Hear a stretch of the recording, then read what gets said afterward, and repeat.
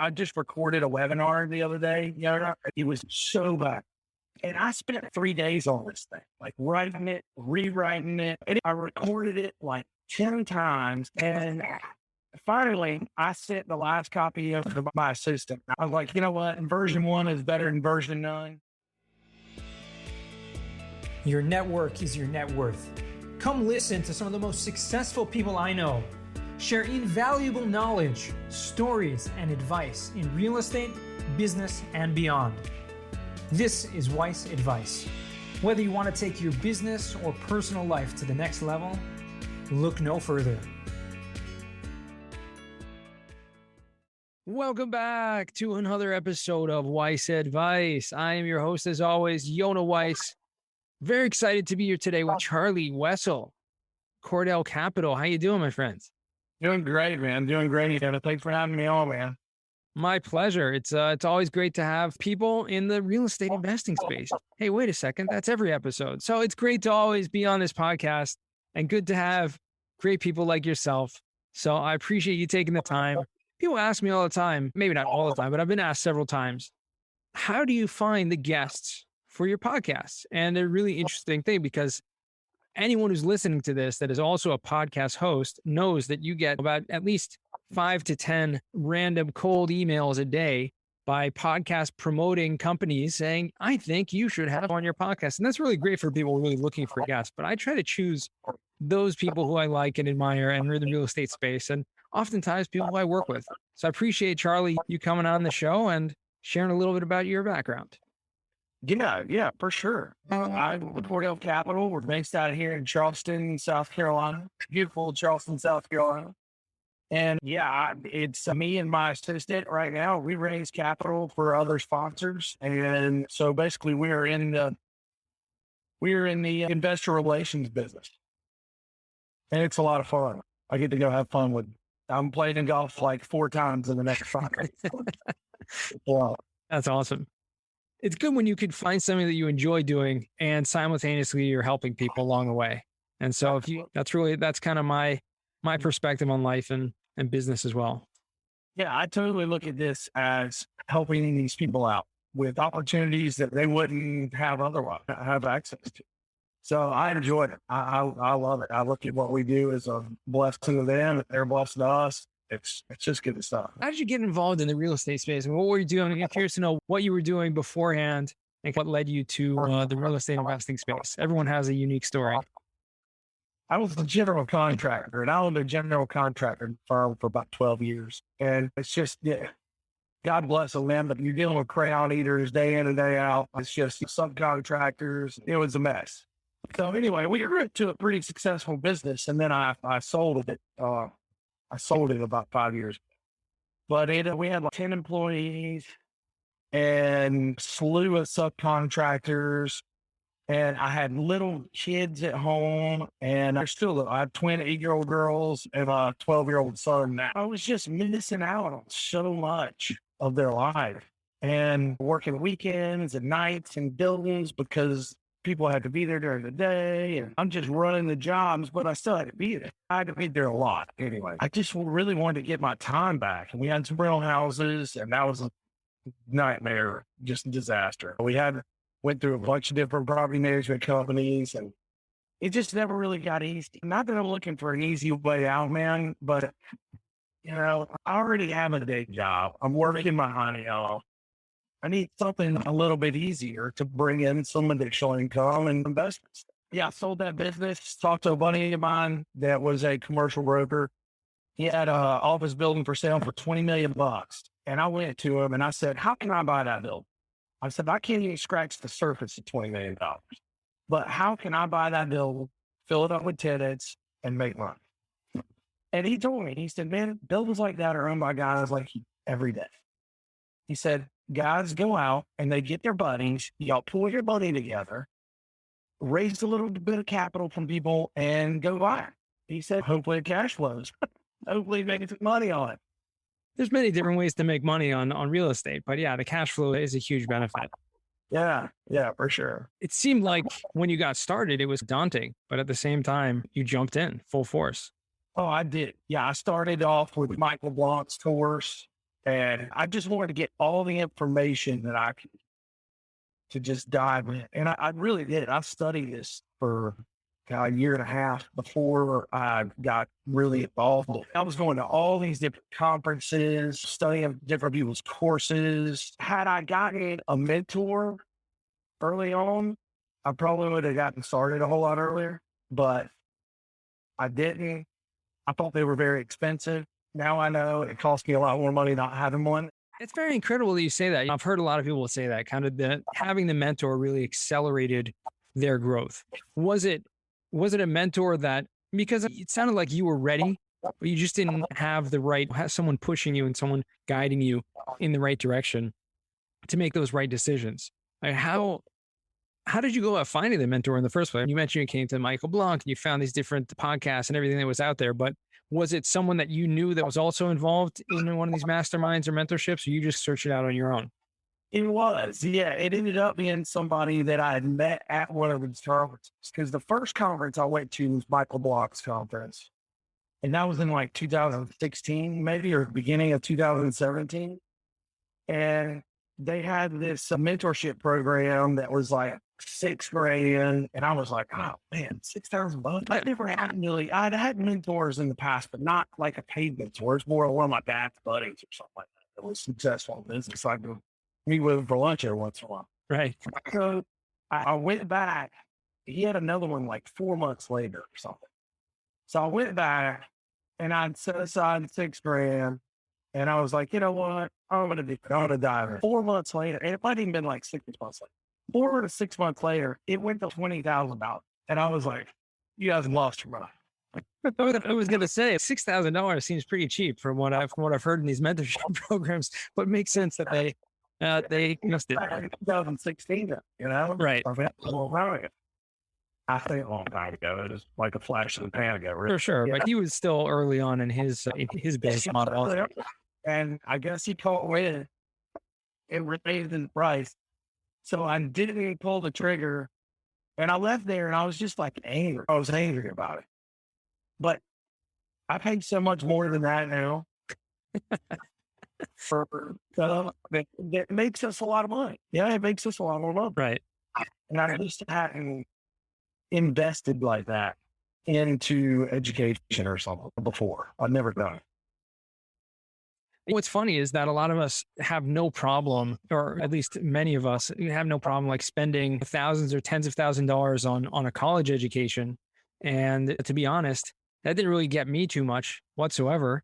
And when you have something that is so much more, condensed down and focused, you're definitely, if you put in the effort, you will succeed. So it's more of a conditioning than anything else. We have no problem like spending, $10,000 on a vacation or something for a whole family. But when it's like something that will actually accelerate your career and 10x your growth, we're like, humming and hawing. Should I do it? Should I not? Yeah. I think that's why you need the mentor, is in order to help you make those decisions and show you that, hey, this is what you're actually comparing this to. Yeah. And I totally agree. I needed a mentor at that point in time. Yeah, like I said, I just left there angry. I was like, but it took me probably another 6 months after that to realize what I'm doing is just spinning my wheels and getting ready. So I'm really curious to know, because obviously the main focus that you are involved in, you're partnering with other people as well on your deals. One of the main things you're involved with is in actual investor relations and raising capital, even though your background is in construction. So I would think you would be more involved on actually the construction management side of projects. Do you find yourself involved in both aspects of the deals, or which one? I did, especially when sponsors found out that I was a general contractor and they left me to fly in there at the due diligence and take a look around. But I'll be honest with you, man, I steer away. I still own a roofing company, because when I sold that general contracting firm, I was like, well, I got to do something, and I can't just sit here, play golf and play with my kids all day. I started a roofing company, and then several years ago, I hired a guy that it's very successful running that business for me. So he's come in, he's done great. It's almost passive income. I'm gonna probably put about 5 to 10% of my day in, or my week into it. just checking reports and everything. But yeah, I try to stay on the investor relations side of it as much as possible. And give me a couple tips in terms of what you're doing with investor relations, because everyone out there, I think anyone listening to this can probably gain some valuable lessons or tips or stories that maybe you've come across in the years that you've been raising capital and dealing with investors. What are some of those tips that you like to focus how to relate to people? When projections are hit, it's easy. But when they're not hit, it can really suck really bad, really fast. So we had one that just really tanked, man. And we closed on it in February of 2020. And in March of 2020, everything shut down because of COVID. Mm-hmm. It was like all the tenants got together and they were like, yeah, we're just all going to quit game and blew us away. So we didn't even make a distribution for a year and a half on that property. And I've always heard the phrase, bad news doesn't age. So I made sure that every time we had a general partner call once a month on the place, that I would then pick up the phone and call the investors that I had in that and say, hey, look, we're going to send you an email recap, but I really wanted to call and just let you know what's going on and just run through everything. And I had several of those investors invest in other opportunities that we had even while they weren't getting a return on. Even though that deal. Yeah. Because of the transparency, I think that's a huge lesson there. Just being straightforward, open, honest. I think also in such an extenuating circumstance like what happened in COVID, that happened to a lot of people. So it wasn't like any fault of your own. It wasn't due to any negligence or anything like that. Whereas you might have other sponsors or other deals that go south because of negligence or because of the over projecting, underwriting, and things like that. But when you have something that happened that was totally out of your control, I don't think there's the best thing that you can do is literally to just be open, transparent, honest, and make sure that everyone understands what you're going through as well as them, because they're part of your team. Yeah, absolutely. Absolutely. And I'll be honest with you, the sponsors of that particular deal, they had 12 other products and all of them were just shutting right away. They were doing fine. This one property was just, oh man, it was tough. But actually, we just put it under contract 2 weeks ago. And so in just over 2 years, well, 1.5, everybody's fine. Even though there wasn't necessarily cash flow or distributions during that time period, you're still going to make a lot of money. Yeah. They're going to make a lot of money. That's what I love to see that. I mean, That's I had a call with one of them a week ago and let them know, fill them in on what was going on. It was like a high five moment. It was great. Love that. That's awesome. It's good when you can kind of show other investors as well. And the fact that they're reinvesting with you, again, I think it has more to do with the person than the deal itself. Would you agree? Yeah, absolutely. Absolutely. And you've actually done the cost saving on several deals that we've raised capital. There you go. So it's a good deal for everyone all around. That's right. Amazing. It's fun to see when people get the cost segregation, because especially when you have newer sponsors or people that had never done it before and they're just like, this seems like too good to be true. Heard about this, but wait a second. Am I really going to be getting this huge tax loss that I won't even have to pay any tax liability? To me, it's just, it's people are blown away by that. And I love seeing that one, especially when young investors or people who are just getting started do it for the first time. It's one of my colleagues said, a client of his called it a bad analogy, but he said it was like a drug or like alcohol. Someone who's addicted is like, I'm addicted to cost segregation. Like I just got to get another deal so I can get the losses. Yeah.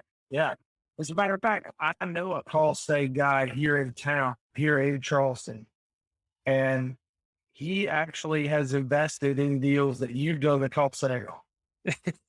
He actually came to me when I first went on one of our first properties, and I don't even think I knew who you were at the time. And this was years ago.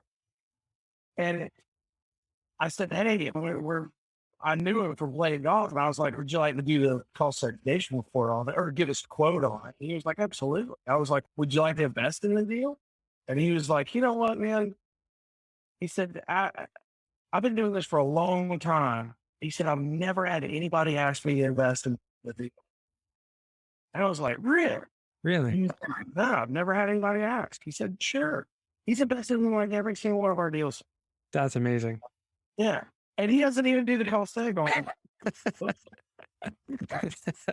That's great. That's a great story. What's funny is I've had a really great guy, actually a guest on my podcast, kind of opposite story. Really good guy. We've had a great rapport, great relationship. I did a big webinar for his group one time, and I'm like, hey, what about maybe doing cost tagging? And the guy owns probably about 500-600 million in assets. And he's sorry, like one of my investors owns a conservation company. And so he does it all. Like he does it really cheap. And he puts money in every single one of my deals. He's like, you start putting $100,000 in my deal. Like I'll give you the cost. I'll use him. Like I'll figure out other ways to invest. Yeah. Yeah. Yeah. I mean, he never held that over the first deal that we did that wasn't doing the cost center. I'm pretty certain Madison was doing it.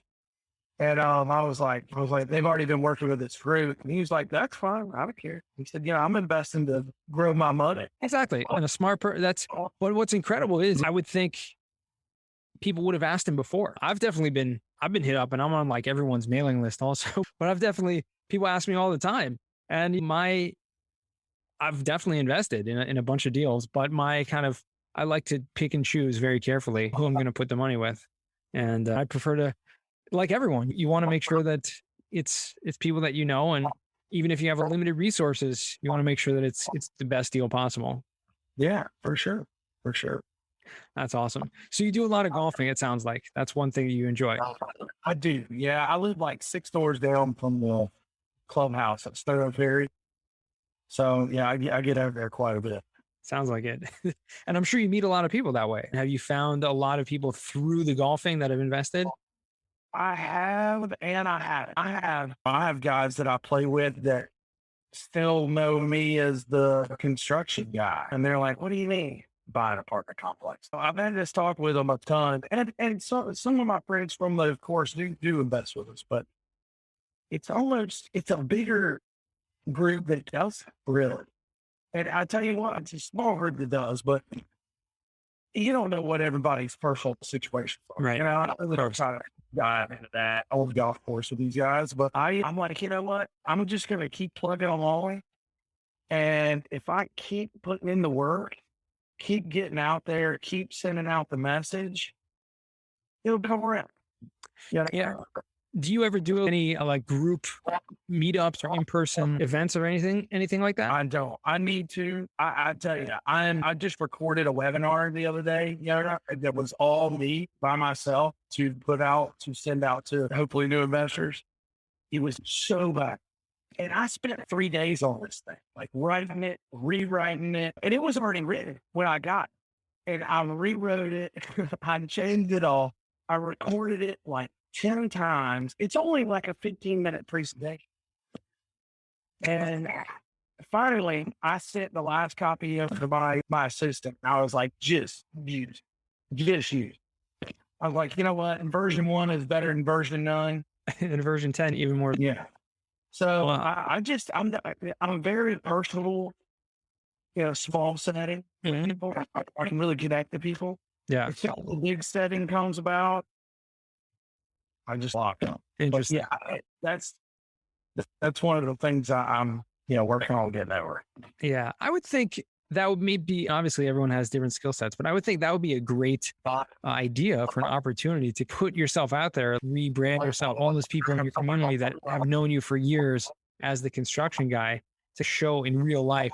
This is what I would do if I was in your shoes. I would invite like all of my current investors who are local and all your friends, and maybe have them invite other friends and do that at a restaurant or bar or something, rent a room, and then just give just an appreciation for investing in the deal. Yeah. And then maybe just give a talk, or have even a couple of people just share some of their stories. Because when you hear from others, you hear from peers, and like, wow, I put in $50,000 in this deal. I came back with a 1.5 return on my investment in a couple of years. That speaks a lot. Like people are like, wait a second, I didn't even know you could do that. And I think that might actually be, just came to my head right now, but I think might be a great opportunity. Yeah, no, I know it would be. I'm in Raise Master. I know. You know all this stuff. Yeah, it's grueling stuff that I got to get into that I'm just pushing. I'm keeping it at arms like as hard as I can. But yeah, it would definitely grow the business. Absolutely. Yeah. Is there anything that you're doing differently now that this year, or going into any new markets, or going into any new asset classes, or you're sticking the same? Yeah, no, I tell you, I've grown my scope of sponsors. I was really keeping that close with just a couple of people.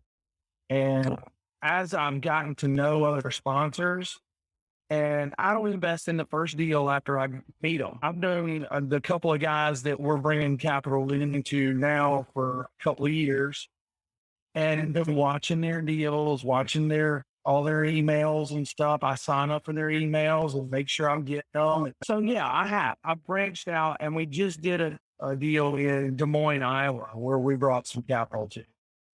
And that was like pulling teeth with my investors, because the majority of my investors are here in Charleston, and they were like, Des Moines, huh?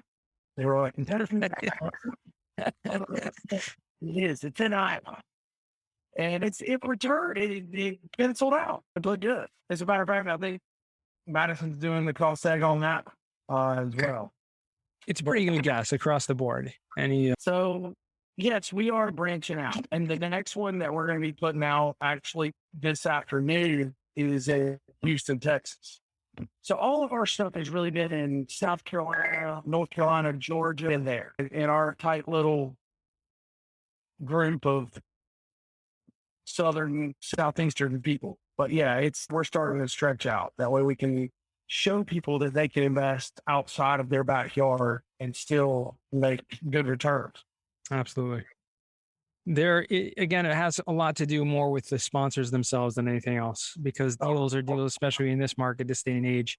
It's very hard to find deals and good deals. So if you find the people that have the deals, that's a place to go. Yeah, we bet on the jockey. Exactly. Exactly. So, Charlie, I want to transition now to what we call the final four. These are 4 questions I ask all my guests. First question: what's the worst job that you ever had? The worst job I ever had was I was trying to sell hot tubs and pools in high school. And the guy was trying to make me business cards. And my name is Charles Wessel. I go by Charlie, but his name was Charles. And he asked me, he said, so what name do you want on your business cards? I was like, Charlie. He was like, no, already taken. You got to come on with this. I was like, what? I was like, I'm not coming up with a different name. We got a big argument, and I just quit. I quit right. Less than a day. Actually, it was 2 days. I lasted 2 days. That's so funny. That's hilarious. Oh man, what? I don't get that. Is there someone so stubborn you can't? What? He was 17 earlier, Charles, because that's fine. He said, "So what do you want us to call it?" I don't know, man. I'm like 17 years old. I have no idea. That's a funny story. Okay, second question. What's a book you've read that's given you a paradigm shift? Okay, this is going to sound almost cliche-ish because I am a Raise Master, but it really did change the way I think about what I do day to day, and that's the who, not how look. He sends it out to everybody with the package that you get for Raise Masters. But it really did make me take inventory of what I do day to day and what I can pass off in that, and really focus on things that are impactful. Yeah, and everyone has skill sets, and everyone has the things that they're best at, and it just makes sense. And we've had that book obviously come up.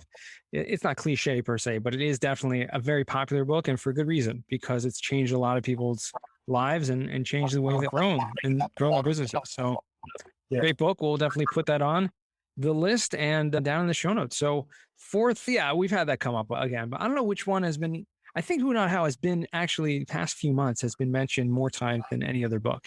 Really? Yeah. I start reading small books. There you go. What's a good sign if a book gets that much traction that everyone's reading it? So third question, what's a skill or talent that you would like to learn? I would like to become better at woodworking. My brother does woodworking. Even though I was a general contractor, my brother's always joked, said every time I grab a tool in my hand, I wipe out a big door. So being a good general contractor just means you can take a test. And I was pretty good at those two things. But as far as, but my brother's always building stuff like end tables. He'll make stuff for Christmas gifts. And I've just been so envious of that. I've been like, man, that is really cool. He made us a big wine rack for Christmas. That's beautiful. That's great. It's definitely an incredible skill when you can have a craft like that, and especially use it in such a way that you can make gifts. And that's the job. He just does that as a release of the hobby. Exactly. Very meticulous. Very cool. Awesome. Keep your fingers safe. That's all I can say. And fourth and final question, what does success mean to you? Success means for me having the time to be with my family. I do my investor relations. It's Monday through Friday. And I tell everybody, if you want to go play golf, I'd love to go play golf with you. But I play golf Monday through Friday. And that's what I do. And I can play from 6 a.m. to about 5:30. And then I got to go home. And Saturday and Sunday, I'm daddy. I don't work baseball games, soccer games, outside throwing ball with the kids or going to the park. We do a lot of stuff together. Me and my dad and my son usually play golf. We usually play 9 holes on Sunday after church and after lunch. Yeah, I just having the time to really do all that stuff during the week so that at night and on the weekends, I can be dad. That's nice. Yeah, and it doesn't take a ton of money to do it. Trust me, I did it when I was first starting this. Right. Absolutely. It has come and it's been good, but it definitely helps. Yeah, for sure. It takes discipline also. You gotta, when you have this, you gotta set those times and make it a priority. That's really the main thing. Absolutely. Awesome, Charlie. Thanks so much. Where can our listeners find you or reach out to you? Cordell Capital at CORDELL.com. They can sign up for our newsletter on there or go find me on LinkedIn or Facebook, Charlie Wessel. That's CharlieWessel. Awesome. It's been a pleasure. I appreciate you coming on the show. Great catching up and awesome to hear a little more about your story. And I hope our listeners got a lot out of this. Yeah, thanks for having me on. I really appreciate it. I'm glad we were finally able to connect. For sure. And you've been very thoughtful. And I just want to thank you for giving a shout out to the podcast many times on the social media. So if you all listening to this, you can do that too. If you like this episode, share it with your friends. And thanks again for listening to the end. And remember, the best advice comes only when you ask. Real quick, I have one question for you. Did you like this episode? If you did, I want to ask you a huge favor. See, the biggest thing that helps this podcast grow and that will spread this message to the whole world is that if you leave a review, a rating, and subscribe to the podcast. What that does is it basically tells the platforms that this podcast is out on is that you like my stuff and I'm doing something right. So take a few seconds out of your day, hit that subscribe button, leave a rating or review. I would be extremely grateful. Also, I want to hear from you guys. So I want to hear some feedback. If you have any questions for future episodes, please find me on LinkedIn, send me a DM, a connection request, Yonah Weiss, and I'd love to hear from you.